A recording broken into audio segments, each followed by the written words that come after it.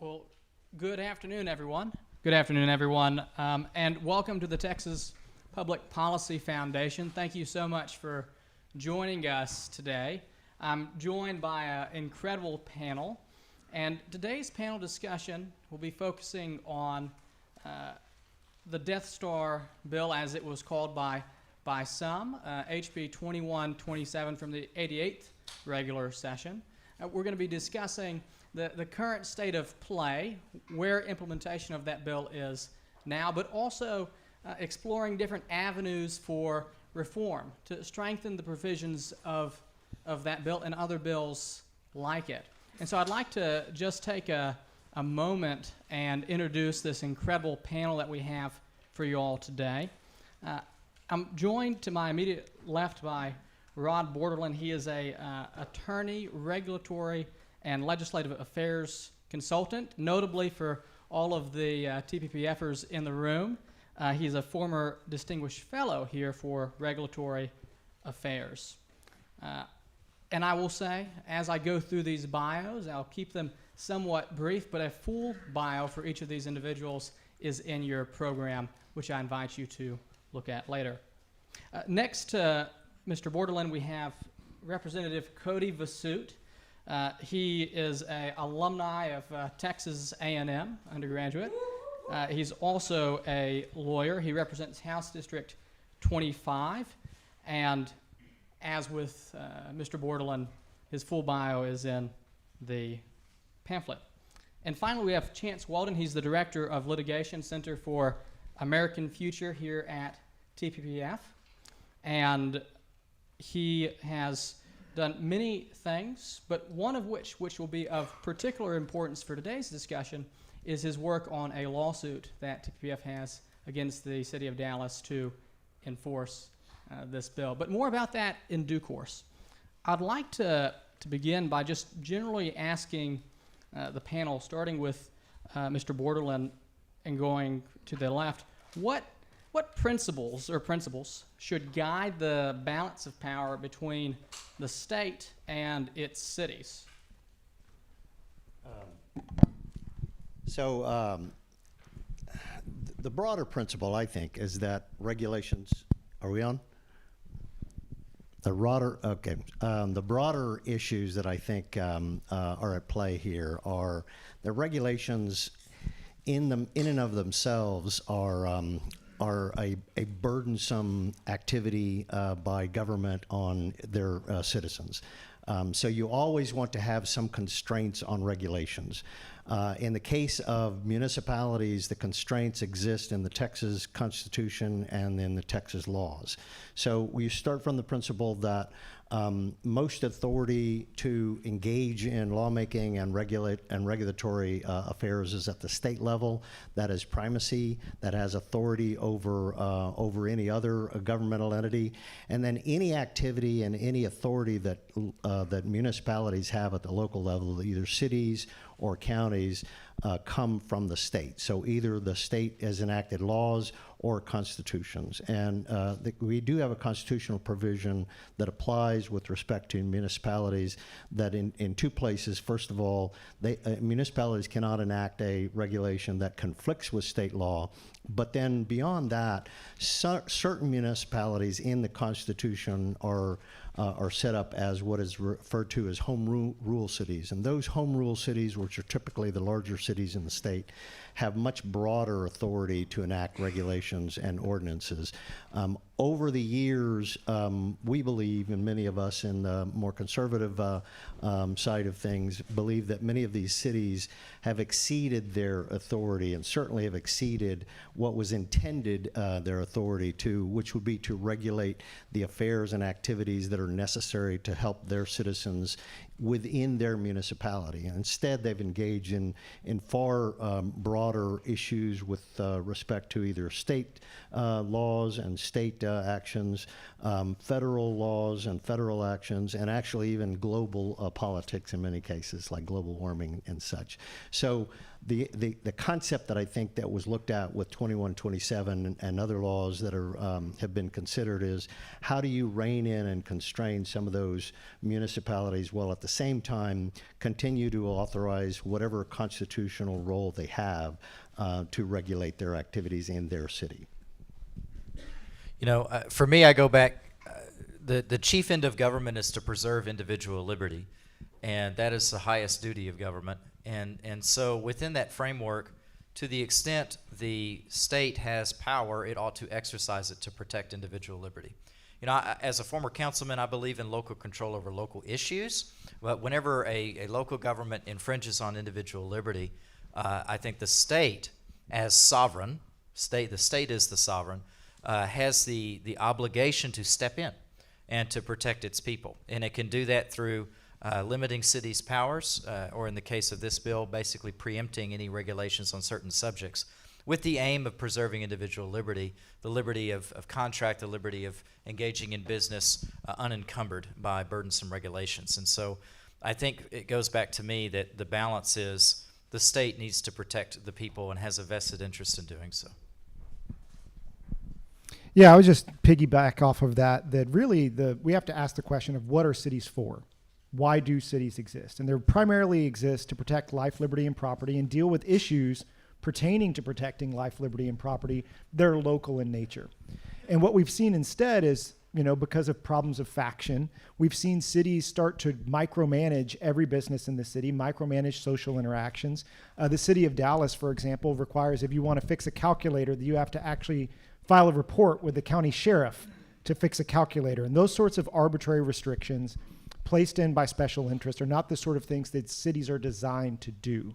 And so to the extent that the state wants to come in and fix that problem and provide protections for its citizens, I think it's appropriate to do that. You know, at this time, I seem to recall Representative Vasut being vice chair of B&I during the 88th session, and so I was wondering if you'd be willing to explain what HB 2127 from the 88th session does, and then I'd like to ask Mr. Weldon to explain the current state of a lawsuit that he has with the aforementioned city. So at a broad level, with the Texas Regulatory Consistency Act, also known as the Death Star Bill, and at first we were thinking maybe, oh, that's a Death Star, and maybe we wanted to call it the New Hope Bill, but I think we've embraced the Death Star theme, and so anytime a local government posts something that's a little bit crazy, I go on Twitter and just do the little Death Star in Rogue One, and so that's our bat symbol that we know that we have this law. But basically what it does is it has field preemption for several different codes, that if a city is going to regulate something that field has already been regulated by the state, the Ag Code, the Labor Code, Business and Commerce Code, and many others, that regulation is basically unenforceable. And it provides a mechanism for someone to challenge that regulation to essentially void it. And we are obviously looking at, in the future, broadening those codes that are preempted, the local ordinances that are preempted, but that is in a nutshell what it does. It's a field preemption bill. And Chance, excuse me, Mr. Weldon, I'd love if you could briefly just go over the state of a very pertinent lawsuit that you've been conducting against the city of Dallas that involves the actual enforcement of provisions of the Death Star bill. Yeah, so as James Madison said years ago, all constitutional protections are just parchment barriers unless there's a mechanism for enforcement. And one of the things that's really cool about the Death Star bill is it has teeth, at least on paper. And we're going to see if those teeth are real in court. And so whenever the legislature was considering passing the bill, the city of Dallas, their legal team sent a letter saying that if this bill passes, 133 ordinances will be preempted. We're just going to lose the authority to do 133 different things. Now, a funny thing happened. The Death Star bill did pass, and yet the city of Dallas did not repeal those 133 ordinances that it now has said on the record are now preempted and therefore unconstitutional. And so we gave our notice 90 days ago today that if they don't repeal those ordinances, that we're going to sue about it. And so this week we are going to file a lawsuit challenging close to 100 ordinances that the city has already effectively admitted are unlawful. And so we'll see how the Death Star bill plays out. But again, the idea is to actually give it some teeth and see if the city was keeping its word. And I think that leads us naturally into the next area that I would like to discuss with you all, which is, what does future reform look like? How do we continue to strengthen the teeth of the Death Star and bills like it? Mr. Bordelon, I mean, you're an expert on regulatory affairs. What insight could you offer to that question of how do we continue to increase the effectiveness of bills like the Death Star? Well, I think two things importantly. One is, as Representative Bassett mentioned, 2127 was entitled the Regulatory Consistency Act. So there's nothing directly intending or directed to the municipalities to actually reduce regulations. It's trying to ensure that we have a consistent regulatory framework. But as Chance mentioned a minute ago, as you go through, you understand that there are certain municipal ordinances that are going to be preempted. So procedurally, what you want to look at is, are the procedures in place in the law that allow individuals and businesses and groups such as TPPF to challenge some of those ordinances to determine whether or not they're preempted. That's in the bill. That's what is being used now. How effective are those, and do we need to actually beef that up? Right now, if you're an individual or a business and you want to challenge a particular ordinance, you have to bring an action in court. You can get your attorney's fees if you succeed. But there may be some upfront cost. There's a hassle. You're also sticking your neck out. You're an individual business or a businessman in that municipality, and you got a target on your back now, so to speak, from a regulatory perspective. So that's a little bit difficult. So I think we'll continue to look at that. The other thing is, how can we do a better job to actually reduce some of the regulatory burden? Importantly, this last legislative session, there was another bill passed called the Regulatory Efficiency Act, which is actually engaged in looking at the numbers of regulations we have at the state level to try to reduce some of those that are perhaps not necessary or ineffective. Maybe we could translate that into the local level, and I think there should be some discussion about that in the future, because we do a great job in the state of Texas at looking internally at our regulations, and we still have far too many of them. We have some 275,000 at the state level, but at least those are all within the state of Texas. An individual should not then also have to worry about 1,200 municipalities around the state of Texas that are adding to those. And I love props, so I wanted to bring one. This is one of the codes that's preempted. This is the insurance code. It's an older copy. This is the insurance code. It's 1,800 pages. If you want to engage in the business of insurance in the state of Texas, you need to know what's in here. You shouldn't have to worry about add-ons and additional regulations from 1,200 municipalities all across the state of Texas. So I think we need to continue to make sure we're looking at both of those things. Absolutely. I had legislation this past session that would require local governments to review their development ordinances and things of that nature with the question, do these inhibit the ability to bring in housing, needed housing? And basically doing a kind of a Doge type situation. But I think looking at that, doging our cities as well is always a good thing. I think looking at the enforcement mechanism, we had an update to this bill get through the Senate, come over to the House, make it out of committee, ran out of time. That's the proverbial answer. Either when the Aggies lose, which they haven't been lately, and or when the legislature doesn't pass a bill, they just ran out of time. But in this case, I would say we've got a good setup coming into next session to look at putting some more teeth onto this bill. Something that has been done recently, we passed one bill on this session where if cities didn't do their audits required by state law, that they could only adopt the no new revenue rate. Well, if they're intentionally violating this, that looking at maybe blocking them into the no new revenue rate might be an enforcement mechanism that we can look at, and certainly expanding some of the codes that are preempted, like the election code. Obviously, there should be a one-size-fits-all policy on how elections are run in Texas for consistency, chief among them. So I think looking at more teeth to the bill and then broadening its scope will be something that'll be up for next session. And I just want to briefly follow up before we head to Mr. Weldon for his comments. You were a member 5 years, a century of regulatory accumulation, which may be in violation of, one of these field preemptions, the insurance code, the agricultural code, whatever the code may be. Do those places have the capacity to go through their code and make those identifications, or do you think a regulatory consistency office on the state level would be able to assist in a meaningful way?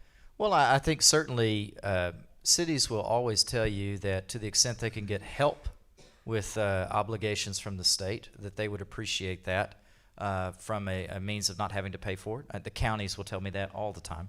And I think that's a fair point in the sense that if we had a state level assistance, a random audit or flagging things for cities to weigh in on, I think that would be good. A large part of my time on city council was just dealing with, parks and drainage and roads. They don't want to probably take too much time digging into every single one of their ordinances. So having assistance with that would certainly be a good thing, so that they really, because this is what this is about. It's twofold. One, we're making sure that every business in Texas knows that whether they're in Austin, they're in San Antonio, they're in Arlington, that they have one set of rules for the bulk of the things that they're doing. And then two, that the cities are actually focusing on the things that people elected their city councils to focus on. And just going back to that earlier question, because I want to give Mr. Weldon the chance to put his 2 cents in, what reform should we start to look at to strengthen laws like the Regulatory Consistency Act? So I think 2 things. I think first and foremost, you got to get to the root of the problem, which is that cities have a fundamentally wrong idea about what their authority is. I think we need to enumerate specifically what cities' powers are, like we enumerate powers for the federal government, and say you have the authority to regulate harmful uses of property or things that harm your neighbors, and enumerate those powers specifically so that anything that falls outside of that is unlawful for cities to do. There's a great example that he gave about the Texas insurance code. I always point out to people that the book of Leviticus in the Bible covered all of not just the legal and tort remedies for the nation of Israel, but all of their rituals and religious practices and everything else. And the Texas plumbing code is like 5 times longer than the book of Leviticus, right? And so you can't tell me that you can't govern a society with fewer laws. And so you 100% could be governing the city of San Marcos with a shorter, code of ordinances, or the city of Austin with a shorter code of ordinances. The second thing that I would say is just about enforcement mechanisms. One of the things that I found in my practice, because we sue governments a lot, that's all we do is sue the government. And what we found is cities in particular, they won't change until you make them change, until there is some sort of meaningful teeth. Amen. Unless you have some sort of mechanism where they have some skin in the game, whether that be mandatory attorney's fees or whether that means that they lose funding from the state, they will continue to violate the law. And I'll give you just one example, and I'll hop off. Years ago, whenever we sued the city of Austin over its short-term rental ordinance that had 10 p.m. bedtimes for adults and things like that, we were successful in getting that ordinance struck down. For 2 years, the city continued to enforce that ordinance after the Court of Appeals has held it to be unconstitutional. For 2 years, until we had to go back to federal court and get an injunction. And that's because right now, all that you get at the end of a lawsuit is a slap on the hand to the city that says, hey, don't do that for these plaintiffs. And so until there's some real skin in the game, you're going to see lawlessness from these cities because they run for re-election based on defying the state. And so I think that there needs to be a real mechanism for enforcement. Do you mind if I ask a question? One of the things that would... We'll have a Q&A at the end. There'll be about 15 minutes for audience questions. Oh, yeah, that makes my heart go pitter-pat. So,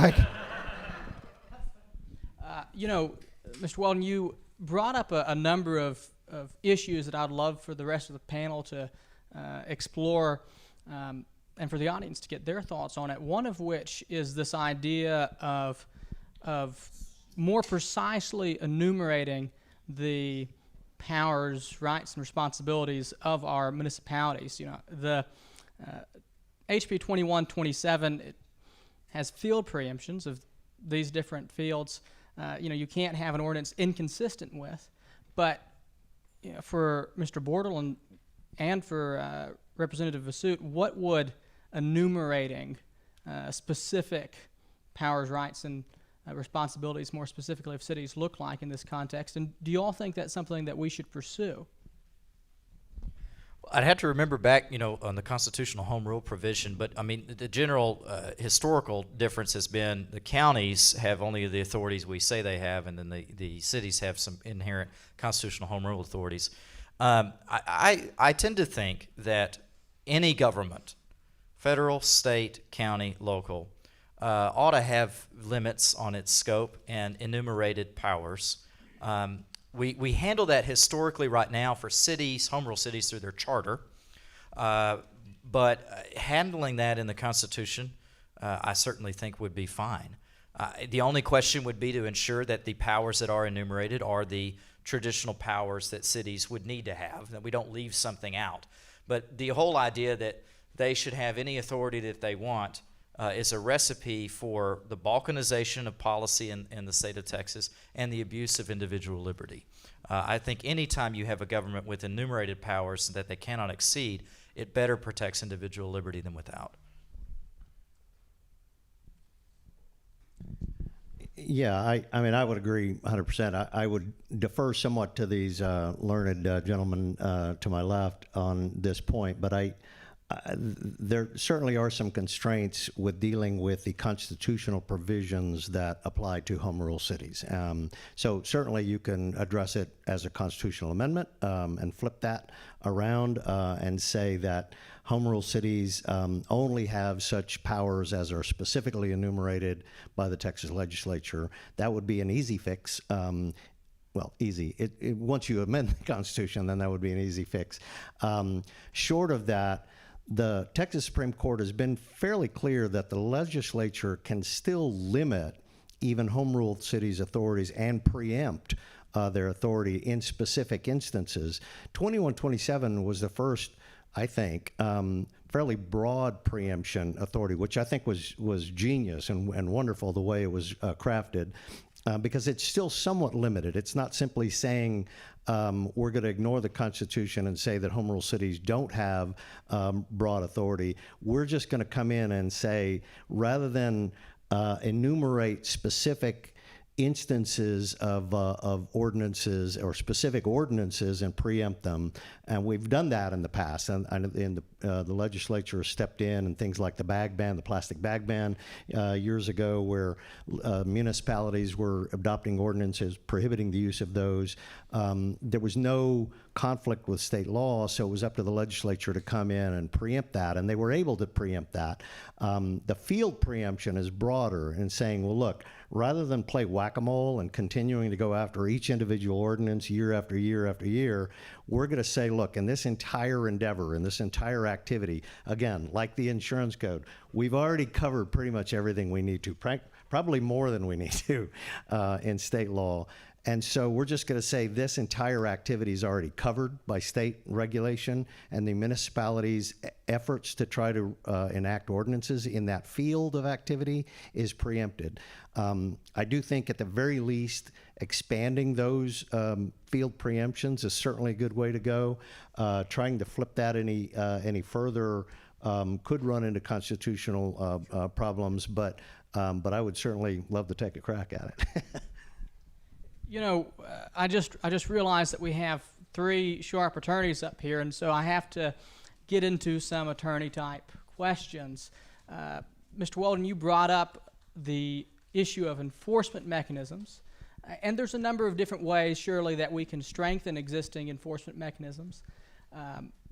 One idea that I've heard is tossing enforcement to the AG's office, and I'd love to get some comment on that. But another possible area is incentivizing Texans and taxpayers to engage in more of these lawsuits by changing what damages can be awarded. Certainly taking a more punitive approach there. At the same time, you could do different things to increase the numbers of individuals that would have standing, such as we've seen in bills from the 89th legislature where organizations that testified on them would have standing in some cases. So how do you all view strengthening the enforcement mechanism that already exists, and what options do you think the legislature should consider taking? Well, great question, and I do think giving some authority to another governmental overseer, such as the Attorney General's office, would be a terrific idea. Remember, the Attorney General already represents the citizens against an overarching and overreaching federal laws. So if it could protect the Texas citizenry against overarching federal laws, I think authorizing the Attorney General to also look at individual cities and municipalities when they're exceeding their authority, I think that's a great idea. They're already doing it in the sense of defending the law, and obviously 2127 and the appeals they're under, the state of Texas will be represented by the Attorney General. So I think the Attorney General is a well-placed office for that. But if an additional office wanted to be created, or some existing office be giving some authority to that, I think Representative Bassett also mentioned perhaps having some additional oversight of some of these municipalities, subjecting them to audits, either private audits or state auditor's office audits, perhaps even sunset. There have been recommendations to have some sort of mini sunset review of some of these municipalities that are engaged in overreach. And then the other issue of enforcement, the terms of enforcement for individuals. Again, you can look for ways in which they could be further made whole or further protected if you're an individual or a business or an organization that represents individuals or businesses that are in harm's way, that are either currently adversely impacted by an ordinance or could be adversely impacted by an ordinance in the future, and you want to challenge the authority of that ordinance, either under the 2127 or some other challenging provisions.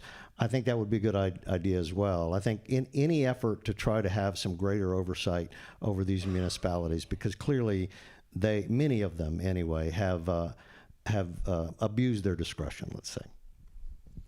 I was thinking about this, the parameters of it. I would think it would be mechanisms that lead to rapid compliance at the least cost to taxpayer possible. So I think about damages. The only problem with damages is the offending city doesn't have its own money. Every dollar the city has is the taxpayer's dollar, and therefore any damages they ever pay would basically have to come from the taxpayer. And so I think Attorney General enforcement. If I think about a way to have rapid compliance in a way that helps taxpayers, obviously not allowing them to go above the no new revenue rate, depriving them from money. I think you mentioned earlier, and it was in the other bill, certain grants not being accessible unless they were for public safety and things like that, emergency stuff. Those might be better ways to do it, but I'm open to looking at everything. But I think that would be the framework I'd look at. What ensures rapid compliance at the least cost to taxpayer? Because ultimately, I'm not looking to punish cities. I just want them to just stop. Just stop it, right? And so that's what I'm most focused on. Just a couple of things on that. I'm certainly happy to have the Attorney General hop in and start suing cities with us. That'd be great. A couple of Attorney General members out in the audience that I see here, former TPPFers. But I think, one of the things that would be a really big help would be the availability of injunctive relief. And I know that's a fancy word that lawyers use and things like that, but the ability to go in at the very beginning of the lawsuit and get the city to stop while that lawsuit's going on. Because what we have right now is there's a 90-day waiting period once you give notice, And for a lot of these regulations, for a lot of ordinary people, say, for example, in the city of Dallas, you have to put up a certain number of cameras around your buildings. Well, how much does it actually cost to put those cameras up around your buildings? Not a ton, probably not as much as it's going to cost you to litigate that, and certainly not if you can't get injunctive relief, because you're going to have to comply in that 3-month window, while you're waiting to challenge it. And so by that time, you've already spent the money to put up the cameras, or you've already spent the money to train your staff on whatever that regulation is that you have to comply with. And so the injury's already happened. So just having the ability, like you have in a lot of cases, to get injunctive relief on the front end to stop the city from enforcing the ordinance while the litigation takes place would be a small, narrow reform that would go a long way to making it easier to fix these problems.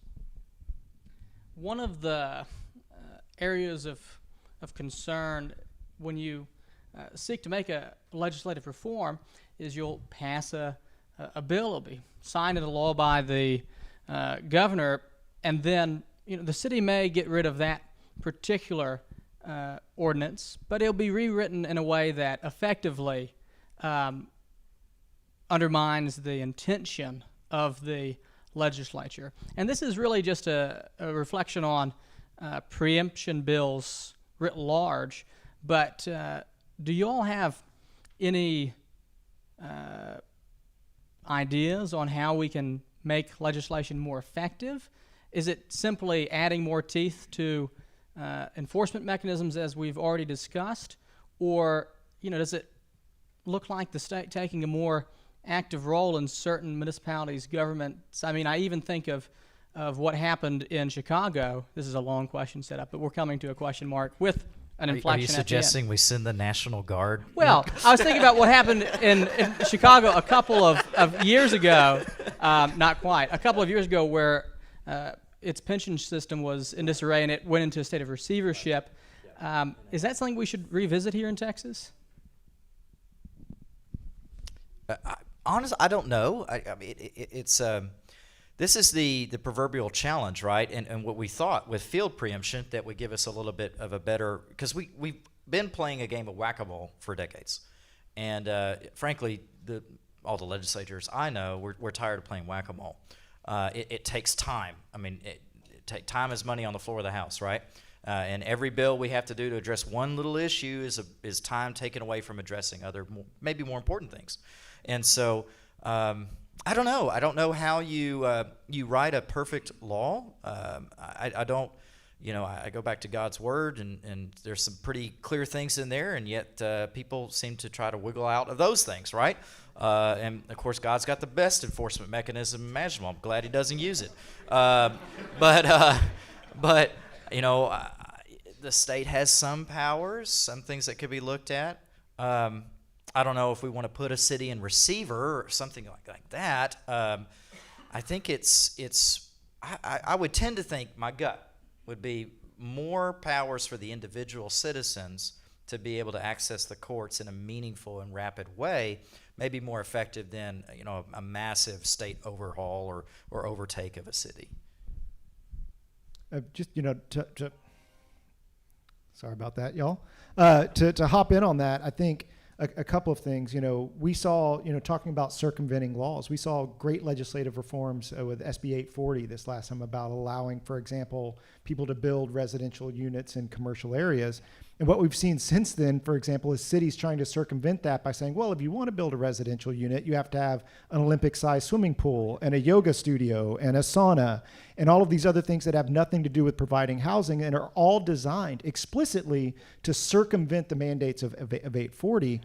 And I think really to circle back, the way you have to go after that is not only providing, the ability to get injunctions, but also, we've seen some other states like Arizona that whenever you regulate, it flips the burden when you go to court, that the government has to prove, as opposed to the plaintiff, that it had a legitimate basis for the regulation. Because right now, so many things that involve business or private property rights, whenever I go into court, I have to now provide that there's no possible justification. I bear the burden of producing all the evidence whenever you sue the government. And so something like they've done in Arizona, where if the government wants to regulate, that municipality then has to come to court and show the reason why or the justification for that regulation, would go a long way. The only thing I would add on, and I'm surprised Chance didn't jump on this, but the Chevron doctrine that we refer to a lot, you could maybe tinker with that a little bit at the municipal level, and I think that's somewhat where Chance was getting at. The Chevron doctrine was a federal doctrine by the Supreme Court that used to say that any interpretation of law, which usually comes up when somebody's challenging a law, and there's like, okay, does that government have that authority to implement that that law or that regulation? That the courts would have to give deference to that interpretation that the government comes up with. So we've flipped the Chevron doctrine. The U.S. Supreme Court eliminated that most recently. And then in the Regulatory Efficiency Act, the Texas Legislature codified the fact that Chevron definitely does not apply in the state of Texas, and there's no deference that needs to be given to state government entities in their interpretations of the laws. That every interpretation should have the same weight. So I don't know how that, just as you were talking, I'm not sure how that applies to municipal ordinances, but my suspicion is the courts will defer oftentimes to whatever interpretation the municipality comes forward and says, we have the authority because this is what we're attempting to do, as you were saying, is we're protecting the public's health and safety or whatever the case may be.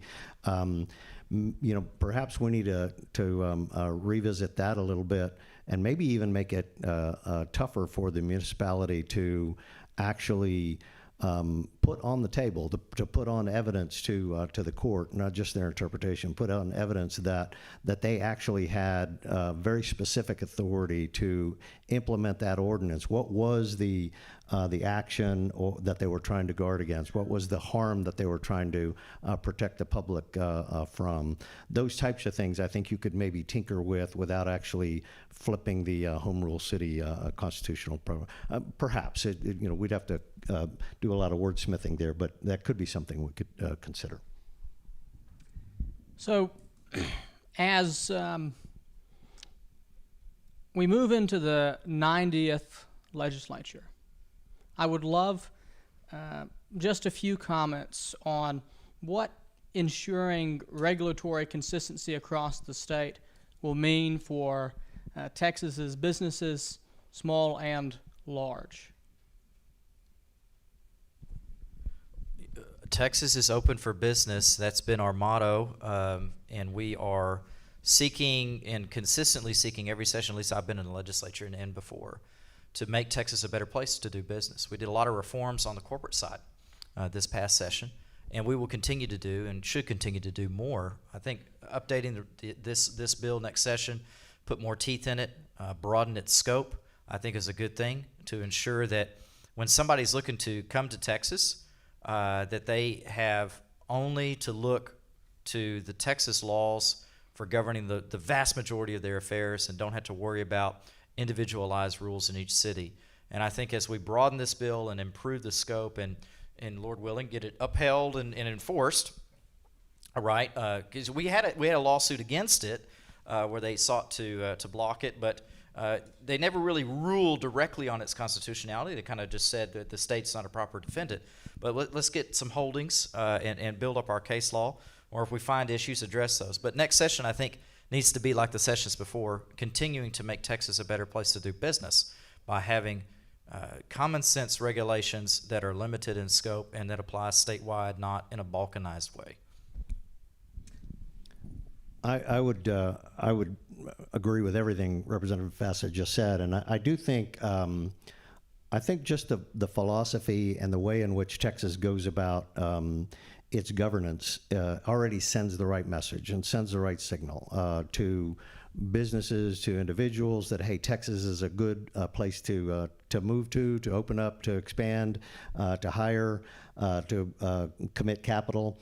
The trick is still the municipalities, as Chance was saying earlier, don't always listen, and they can be quite obstinate. So I do think every message and every attempt that the legislature can try to at least send the message, if not also beef up teeth, and oversight on municipalities will continue to tell the municipalities we're serious about this. Some of the more reasonable ones, there are some municipalities that are a little more reasonable than others. So I think if you send that message, the reasonable ones will actually come to the table and sit down and try to figure out the best way to govern with the state and its citizenry. And I think just continuing to provide that oversight will continue to reap those kinds of rewards. Just remember that each regulation, whether it be local or state, has a real human cost. Each law that you write, each reg, each zoning ordinance, it affects the ability to open a business or buy a home or pass on intergenerational wealth. And those are real costs for real people. And so as we look forward to, more regulatory consistency and notice and people being able to understand what the law is when they're building a home or running a business, I think is important, but also to make that list of regulations smaller over time so that people can raise their families and run their life without arbitrary government restriction. And before we get into the audience Q&A, there is just one somewhat selfish question which I have to ask, which is there a question that you've been wanting to answer, but that I haven't thought of to ask? Yeah, A&M will win. Not against Texas. We'll see. On a serious note, nothing that I could think of. Don't fire me for that, Greg. Well, at this time, we'd love to go into a period of Q&A. We have two wonderful individuals that will be coming around with a microphone, and I'd leave it to their discretion to find the first person. You seem most eager. I'm a commercial real estate broker, and I've done a number of land developments around Central Texas, so this is near and dear to my heart. The sovereign immunity issue is one way to put teeth into it. We could even work on a 3-strike rule, but then on the 4th strike, you have to look at the state of Texas gives cities the charter. With persistent violation of the state laws, you could bring their charter into question whether they should exist. The state has the power to do that. It wouldn't be pretty. It's like making sausage, it's ugly, but there has to be a way to stop these guys. In the case in particular that I'm talking about, and this attorney here knows about it, a county in the area tried to enforce and violated the state law on several issues, and it cost my client $670,000. And the client, very nice, quiet guy, he just wanted the people in the subdivision taken care of, and he refused to sue the county. And by the way, the county was named after a Texas hero named David Burnett, but I won't tell you the name of the county. Anyway, the bottom line was the county even threatened to sue me for selling the property, file criminal charges against me. And they're simply out of control. I did get a ruling from the AG's office, and that particular county violated 5 state laws to do what they did. Yet there was no enforcement mechanism at the time because it happened in 21 and 22, and this law, of course, went into effect September 23. So there needs to be teeth put into the law, whether you do 1 strike, 2 strike, 3 strike, and then nail their rear ends to the wall. I see it all the time in county governments and in city governments. It's just something that is continuing to occur because, as one mayor recently told us 2 weeks ago, even though we know that this impact fee that we're charging violates state law, we need the money. We've got to have it. So their intent is they know it's wrong.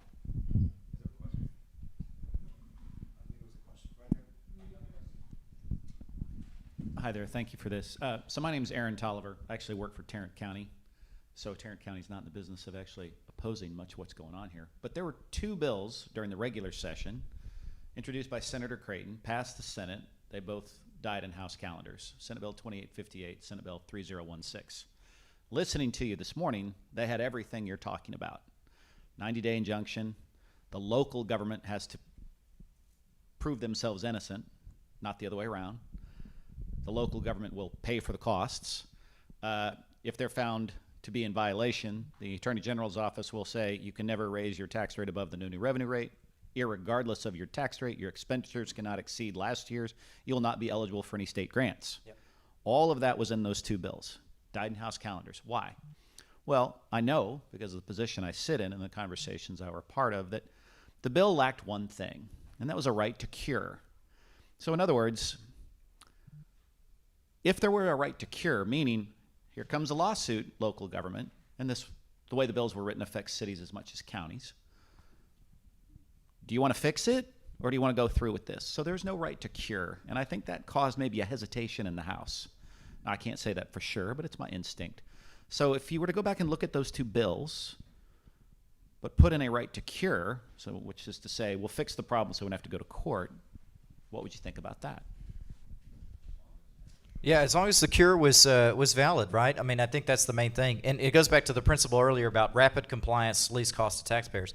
Obviously, the whole point is to bring them into compliance. We don't want to sue them. We don't want to have people to go through the costs and involved. So, cure periods I think are fine within limitations of duration and that they actually cure it. I mean, the 90-day notice period is pretty substantial right now, right? So that is kind of an effective cure period. So I'm always open to looking at that, but those are my thoughts. Local governments can always stop violating the Constitution. They can. There's nothing that if I sue them, there's nothing that stops them that day from settling the case, not paying a dime, and just stop enforcing their ordinance. They don't do that. And so I'm not sure that a right to cure does much that doesn't already exist. If I sue the city, they can come the next day and say, I'm sorry, that was unconstitutional. They never do it. And so the same thing with the federal government. They could stop violating the Constitution tomorrow, and they don't need special legislative permission to do that. They can just do it. Sometimes you can just do things. The spirit of my question was, I would assume, given that those two bills both passed the Senate, passed House committee, did get the House calendars, I would expect to see very similar legislation in the 90th. Sure. The question might be, well then, Yeah, I mean, I'd have to check and see the reasoning. You know, I think on one of those, on 2.0, I think it got to the calendar for the 27th. It was just late, right? Speed is always an issue. So my normal response to that situation, where something dies in calendars like that, is that if it died on the House side in calendars near the end, then the remedy is for the House to move the bill early in the next session. That's how I did Convention of States this year. And have handled many other issues. So, I mean, I would intend to file the successor to this bill next session, and would like to move it through the House, in February or March. Yeah, the only thing I would add to that, there's effectively a right to cure in the state government code if you're challenging a state regulation. For instance, if the agency they exceeded their authority in a particular provision, or they didn't follow all the procedures properly laid out in the rulemaking process, you can challenge that and have that rule invalidated. Typically what the court does, if they find that it's invalid, they will send it back to the agency and direct them to cure or give them an opportunity to cure it. The difference, of course, is like we were talking about. If it's a state, I mean, we're gonna sort of self-regulate. These guys at the legislature will bring that agency in their oversight authority. They direct and they give them whatever authority. So and whatever funding they have. So there's already a little more control over there on that. So a right to cure sounds good, but with respect to a municipality, unless there's some reason for them to actually have to cure it, some penalty that would befall them.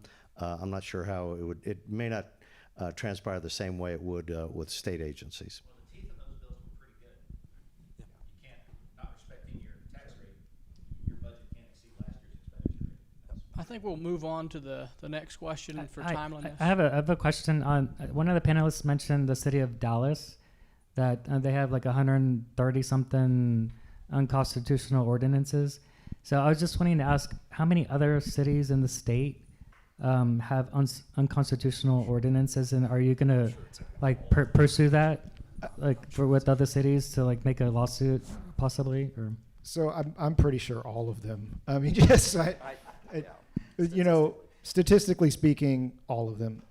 But the city of Dallas, their legal counsel was dumb enough to write a letter explicitly enumerating the ones that they believed were preempted. And honestly, there's probably more than the ones they put on that list.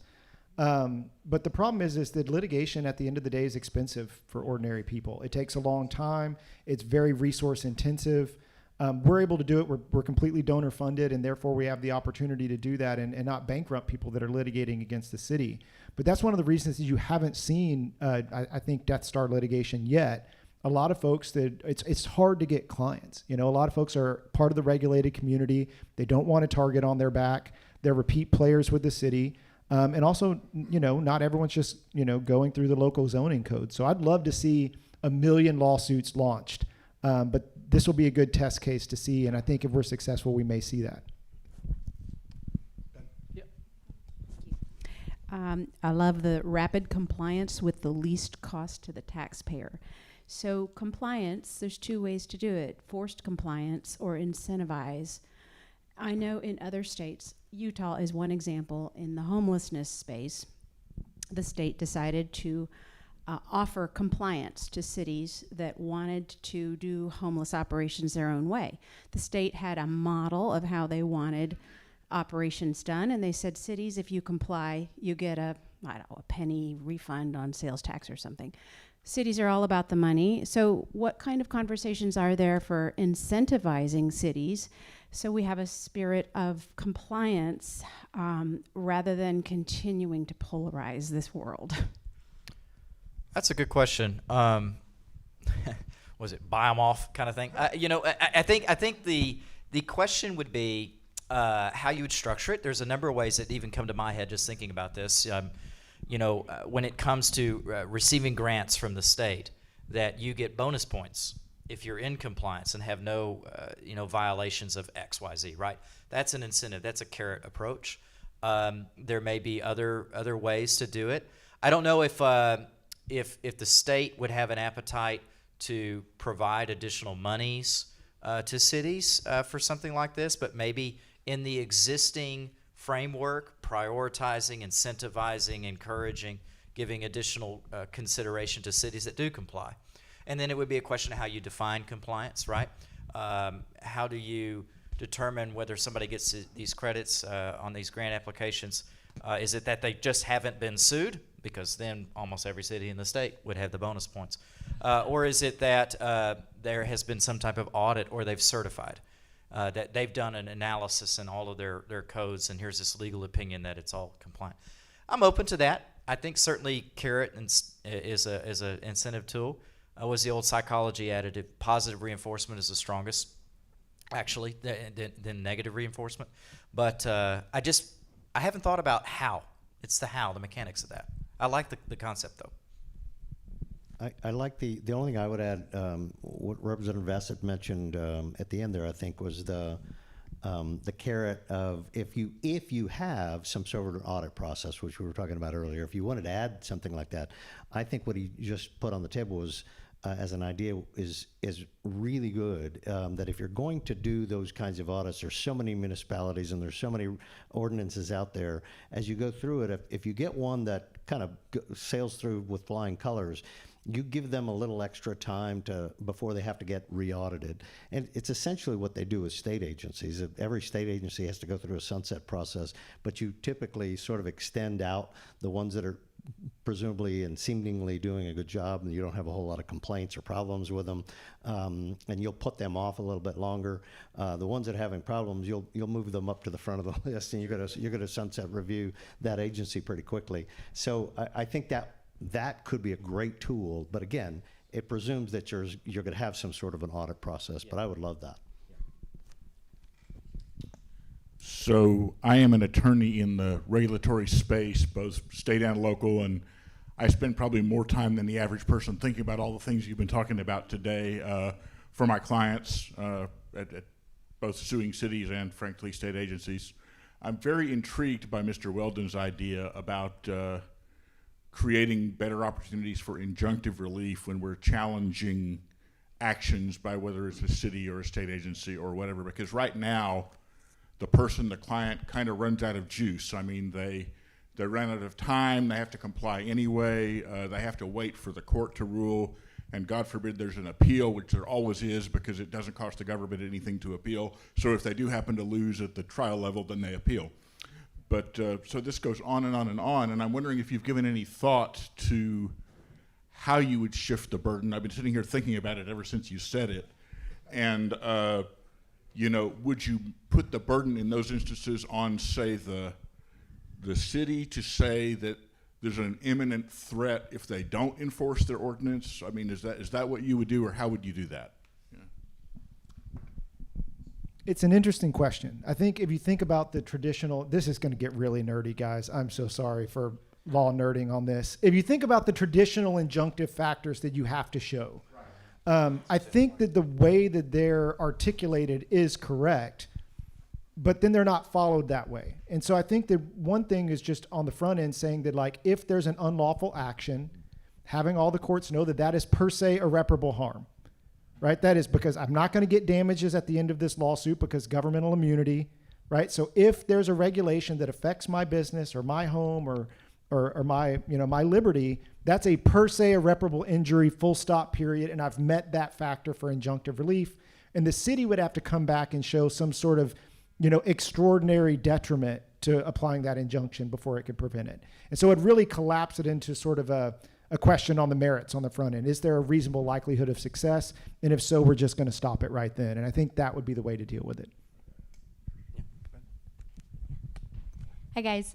So I've noticed a common theme in my industry with both people, small businesses, even larger ones, but usually it's smaller businesses, have hesitancy on not only signing on to lawsuits and supporting them, but also initiating lawsuits themselves. Do you guys have advice that we could pass on to our members or people or businesses that just encourage them to initiate and sign on and support you guys in what y'all are doing with these lawsuits? Be bold. No, I mean, easy said. I certainly get that. And like I said, it's not just that individuals or businesses don't want to take legal action.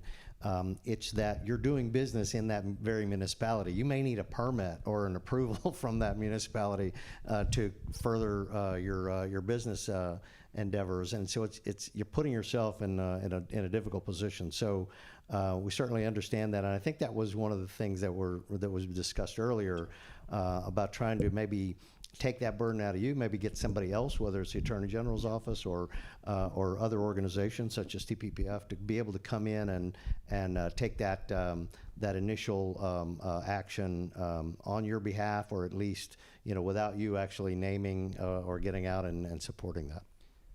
A couple of things on that. I mean, one, isn't it sad that people have to be that afraid of their local government? I mean, that's a sad statement of the affairs. But I think, two, there are ways that you can have organizational standing, that an individual business owner doesn't necessarily have to be the one with the name on the lawsuit. It could be an association.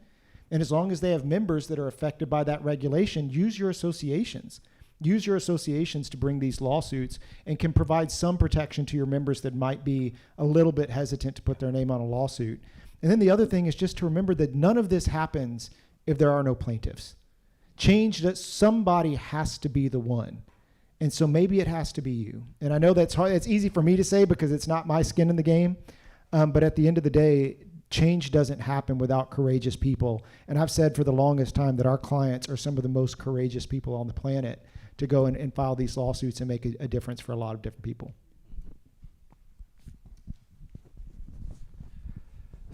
So I was interested in the remedies discussion too. We got into injunctive relief a little bit, but it sounded like, Chance, in previous litigation you had some trouble with party-specific relief.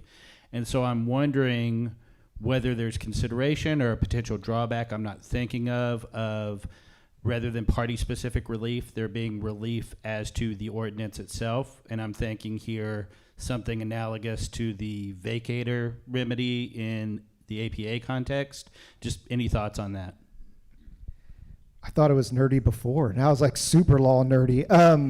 That's awesome. So for those who are not following the Supreme Court at all times and reading that stuff, in the Administrative Procedures Act, when you sue the federal government, if you sue over a regulation, the court will vacate that regulation, which means it's gone. It doesn't apply to anyone.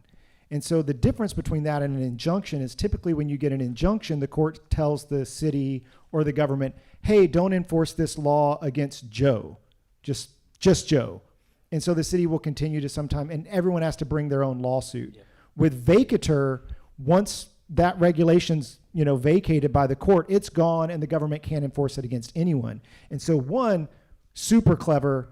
Two, that would be a really radical change at the state level. And three, just, I'm not a policy wonk, I'm just a litigator, but I would love that. I think that would make a huge difference if we had something like a vacatur remedy at the state level, but that would be something that would have to come from the legislature.